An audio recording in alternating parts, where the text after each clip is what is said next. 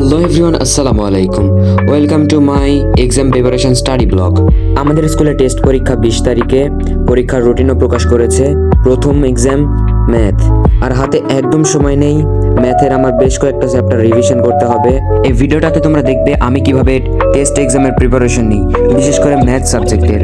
যেহেতু আমাদের সর্বপ্রথমে ম্যাথ পরীক্ষা, সেজন্য আমি শুধু ম্যাথ পড়বো এখন, ম্যাথ ছাড়া অন্য কিছু না। ম্যাথের সর্বপ্রথম আমি ত্রিকোণমিতি চ্যাপ্টার দিয়ে শুরু করলাম, তারপরে ব্যবহারিক জ্যামিতি পড়বো বলে ঠিক করেছি। ত্রিকোণমিতি আমার কাছে একটু কঠিন লাগে, তাই প্রথমে ত্রিকোণমিতির উপর অনলাইনে একটা ক্লাস করে নিচ্ছিলাম। ক্লাসটা বেশ কয়েকবার দেখা লাগছে আমার। তারপরে ক্লাসের ফাঁকে ফাঁকে যেসব হোমওয়ার্ক দিচ্ছিল, ক্লাসটা পোস্ট করে রেখে আমি হোমওয়ার্কগুলো করছিলাম। আমি ভেবেছিলাম একদিনই ত্রিকোণমিতি শেষ করে দিব, কিন্তু পারলাম না, কারণ আমাদের এলাকায় তাফসির হচ্ছিল, তাই রাতে একটুও পড়তে পারিনি। রাতে পুরোটা ওইখানে ছিলাম। আমি প্রায় রাত 12টার সময় এসে ঘুমিয়েছি। তারপর ঘুম থেকে উঠে সকালে স্কুলে গিয়েছি। স্কুলেও তেমন পড়াশোনা হয়নি, কারণ এক্সাম, ক্লাস হয়নি বেশি। টিফিনের সময় ছুটি দিয়ে দিয়েছে। তারপর বাড়িতে এসে ত্রিকোণমিতি পড়তে বসলাম।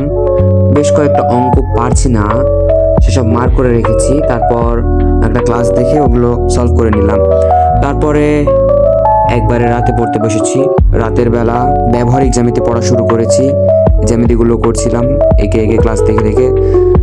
ব্যবহারিক জ্যামিতি আমার কাছে ইজি মনে হয় অনেক বেশি, কারণ এখানে তেমন কোনো কমপ্লেক্স কিছু বোঝার নাই, শুধু অঙ্কনগুলো একটু প্র্যাকটিস করলেই হয়ে যায়।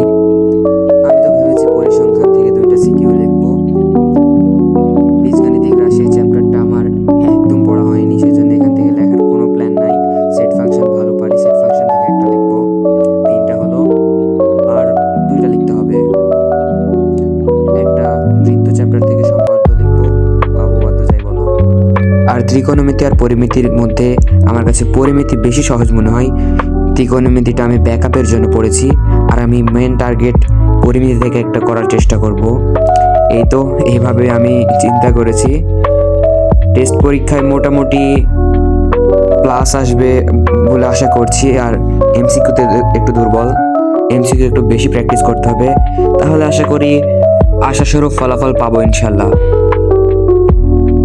টেস্ট এক্সাম প্রচুর পড়তে হবে, তাই খুব একটা বড় ভিডিও বানাতে পারলাম না। আশা করছি তোমাদের ভালো লেগেছে। এই তো আজ এই পর্যন্ত ছিল।